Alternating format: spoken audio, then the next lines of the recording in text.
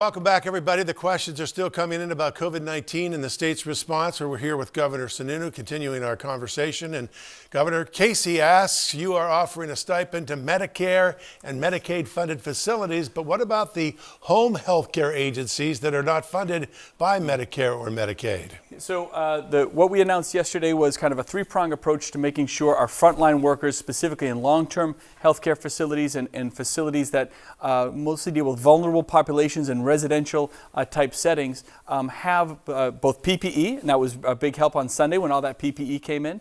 They have the testing, and we announced a program where, at least in Rockingham and Hillsborough County, all the frontline long-term care workers are going to be tested, over 6,000 of them, proactively to make, even if they don't have symptoms, we're going to make sure that they're there. So we're really taking care of that. And finally, we have a $300 per week stipend for those in Medicaid and Medicare related facilities. Right now, it's not in the private sector because on the financial side, those folks usually get paid a little bit more, frankly. So we're trying to make sure that we had a lot of workers that were a little concerned about coming in, being that attractiveness of being home and collecting a lot of unemployment insurance versus the risk of going in and transmitting or carrying home the virus was very severe. But when you put the PPE, the testing, and now the financial piece in place for those workers, we're going to be there for them across the state. You may have answered Carissa's question. She asks, are there discussions regarding hazard pay for healthcare workers in the hospitals, doctors' offices, or home care? There have been discussions in other states. Yeah, so this is similar. It's not really hazard pay. That's more of a first responder type. So you have to be careful with the definitions.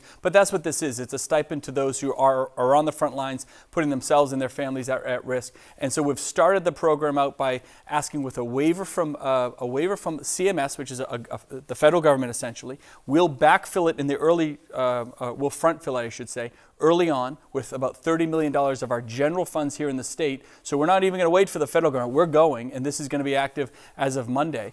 And then the federal government will likely come in and backfill us. So we're starting with those frontline workers in long-term residential care, folks that work one-on-one in the DD community or elderly care at home. If Medicaid is paying for that, then we can, again, find the ability to pay those frontline workers. It's another $300 per week. It doesn't sound like much, but it can make all the difference in the world to making sure those services are there for those individuals. It's about 20 to 25,000 workers across the state will qualify. Still getting a lot of questions about unemployment. Robin asks, when will New Hampshire begin the federal $600 unemployment benefit like other surrounding states have already done? Huge frustration.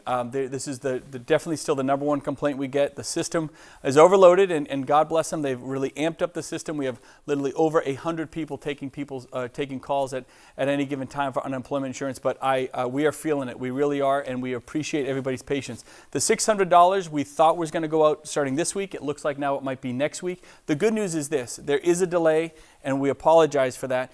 No one's going to lose the money. So it might be a week, the $600 might be delayed a week or so, but it is all retroactive to when you qualify for your benefits. So no one's losing any money.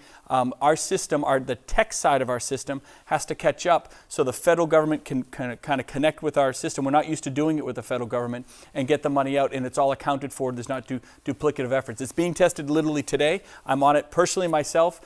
So we appreciate everyone's patience. It has been very frustrating, we know, but no one's losing any money. And the dollars are going to be there very shortly. Roy asks, my wife has exhausted her unemployment benefits for her filing period. You had stated you were going to extend benefits for people who were recently unemployed by 13 weeks. Where are we with that? I believe I'll double check on that one, but that went into effect, that extension went into effect as soon as I signed the executive order a couple weeks ago. So you should check with the unemployment or employment security or those that manage the unemployment insurance benefit. But that benefit should have gone into effect as soon as I signed the order. So you should be there. Okay, still more questions coming in. We'll be back with Governor Sununu in just a moment. Stay with us.